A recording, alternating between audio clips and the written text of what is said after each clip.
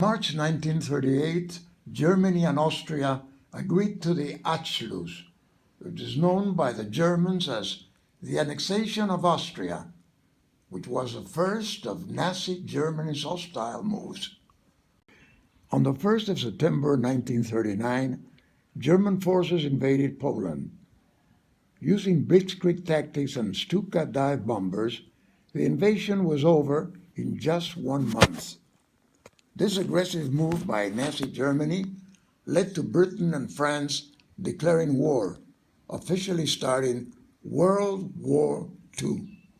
The German menace quickly captured Czechoslovakia, Belgium, Holland, the Netherlands, and France. The Nazis were gaining territory, but the Allies could not stop the quickly advancing Wehrmacht. In 1941, Europe was still controlled mostly by Nazi Germany. This year, however, is when the Japanese made a terrible mistake. On the 7th of December 1941, the Imperial Japanese Navy launched a surprise attack on Pearl Harbor, hoping to destroy the Pacific Fleet. The plan backfired, however, as the aircraft carriers, which were the main power of the U.S. Pacific Fleet, were not destroyed.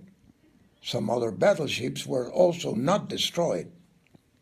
This attack led to the United States joining the Allies and the beginning of an end for the Axis.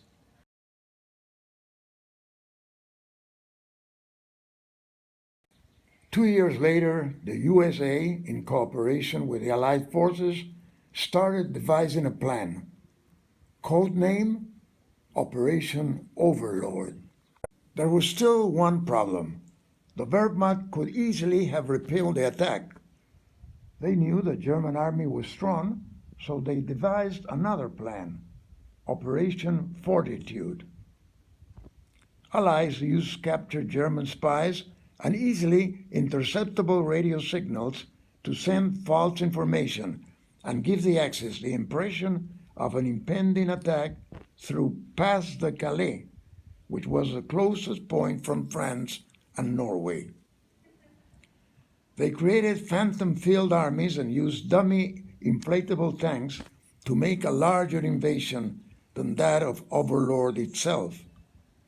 Multiple signals and info from turned spies made the Germans fall for it, and when D-Day happened, they still believed a second invasion would take place there.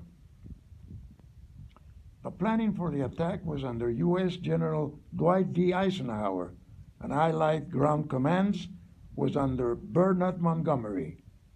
The invasion took more than 100 million maps to perfect and months of planning. The total amount of equipment used for the invasion was 2.5 million manpower, around 200,000 land vehicles, in total 11,500 aircraft, 1,200 combat ships, 4,000 landing craft, and 700 artillery craft. The initial date for the attack was set out to be June the 5th, but bad weather and a change of mind on part from Eisenhower determined the date to be June the 6th, 1944. One of the most crucial parts of the planning involved the 82nd and 101st Airborne Divisions. Their role was to infiltrate Vichy France and blow up bridges over lakes and other roads that could allow German reinforcements to reach their destination. Their part was very important, as a failure could have put the whole operation at risk.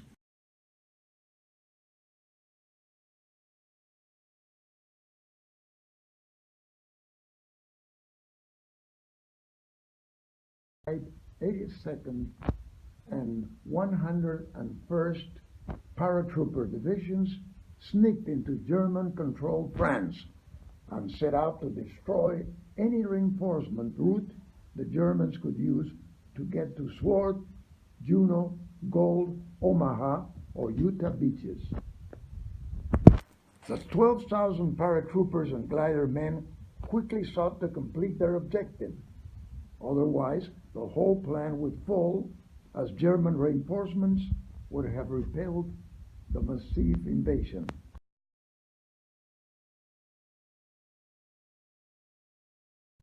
American landing craft set sail for Utah and Omaha.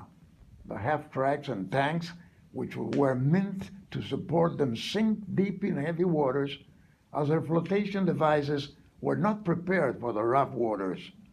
The resistance at Omaha is the heaviest of all. The landing craft spotted are met with mortars and artillery shells. Many other crafts are hit by mines or incapacitated by barricades.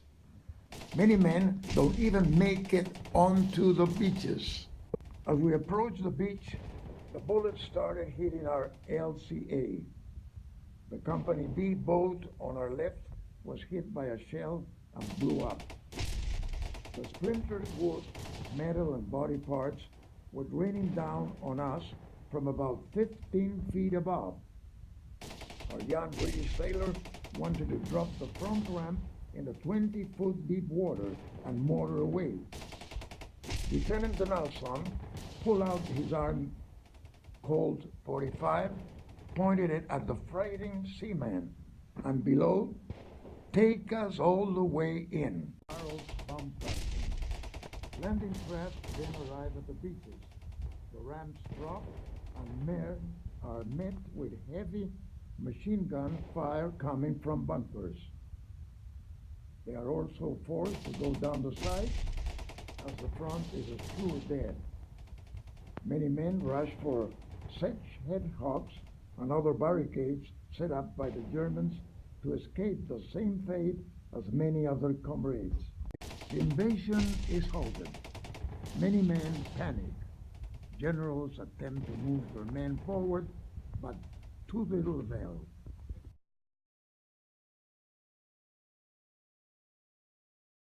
There's still no response to the attack on part from Adolf Hitler. Juno Gold and Sword are now underway. Omaha is still at peril.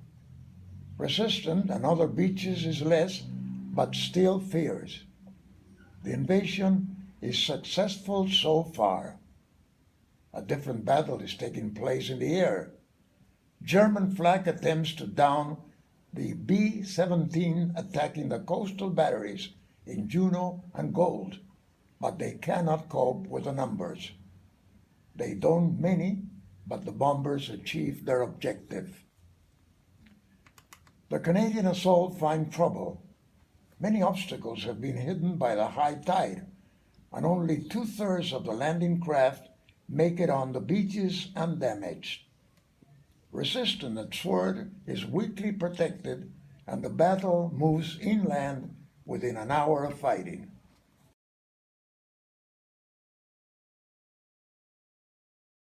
Tanks made it on Omaha, but casualties are severe.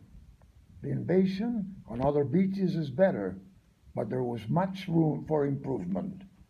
Still no response from Adolf Hitler. The situation is good for the Allies.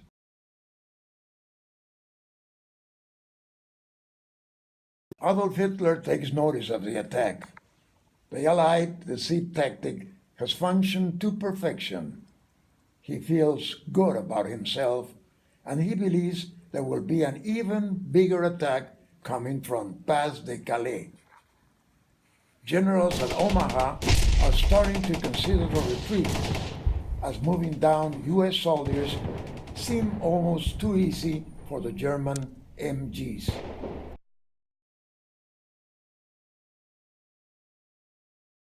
Landing craft and destroyers try to aid at Omaha with shore bombardments. Casualties at Omaha are rising, and no tactics have yet been devised.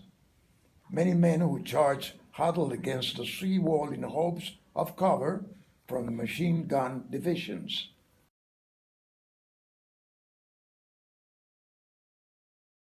To take can quickly are scrapped. The whole invasion will not finish by then, so it is best not to take risks. The tide of war at Omaha is turning, and the men used the Bangalore pipe bombs to destroy the 3 lines of barbed wire laid up before them. Once destroyed, the men charged mightily. They overwhelmed the German defenders and spent the next hours capturing their bunkers and trenches.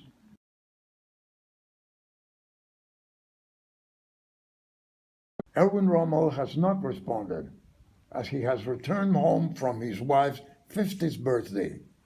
He realizes it was a huge mistake. Sword Beach's divisions are still going well and pushing forward, ignoring the lack of armored support. At Gold Beach, Germans are holding some parts of the beach, but the whole attack is overwhelming the defensive forces.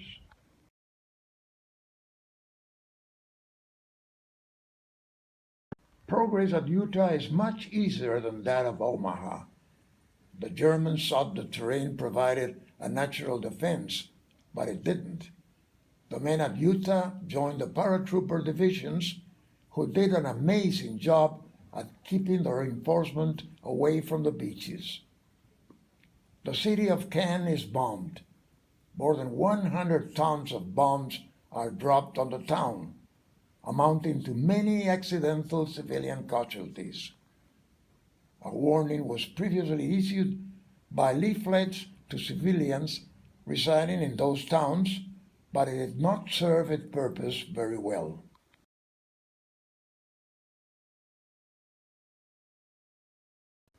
The invasion ends. The Allies establish 4 sizable beachheads. The end of the Third Reich is nearing.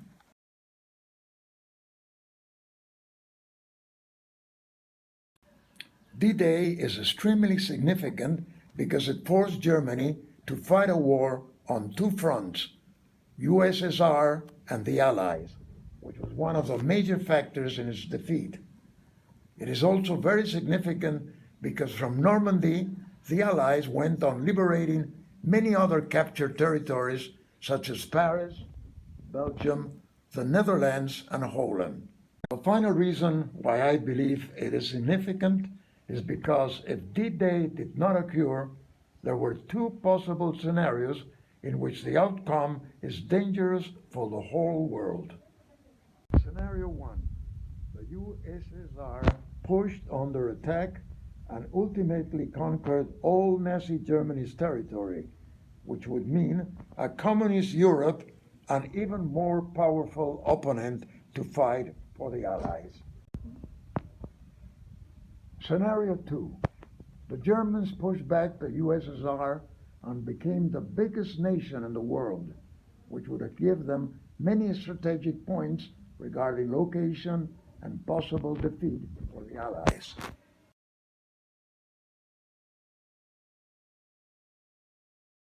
Blackouts were firstly introduced by Winston Churchill in the First World War because of the dangers of German night bombings. The purpose of it was to make it harder for bombers to acquire their targets. The lack of light would not let bombers see clearly what they were dropping their bombs at, theoretically decreasing the probability of a direct hit against their intended target. People in cities even smashed lights when the council did not, fearing they risked their own safety. 4 days before the outbreak of the Second World War, British feared that night bombings posed a gigantic threat to them due to the Luftwaffe's strength in numbers, so they employed blackouts once more in case a German menace was to target them, which they ultimately did. The blackouts consisted of covering all windows and doors at night with things like paint and cardboard. Other objects like street and car lights had to be shielded and have the light pointing downwards so the light would not be noticed above. The government hired certain officers for the job whose task was to make sure the blackout went as anticipated. They effectively ensured that there was not even a speck of light coming from houses and buildings, so they would not be revealed. The effectiveness of blackouts is discussable because it highly increased the crime rates throughout Britain. In conclusion, blackouts were very significant as they saved the lives of many civilians and prevented many buildings from being blown up. In other aspects, it was negatively significant as it increased crime.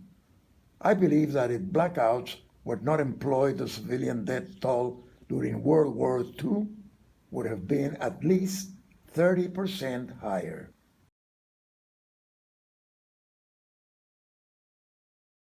Finally, concluding this documentary, blackouts were significant because they lessened the civilian and building casualties for the British during the Blitz campaign and other attacks by the Luftwaffe. And the D-Day was enormously significant because it was the foundation of European Allied recaptured from Nazi Germany.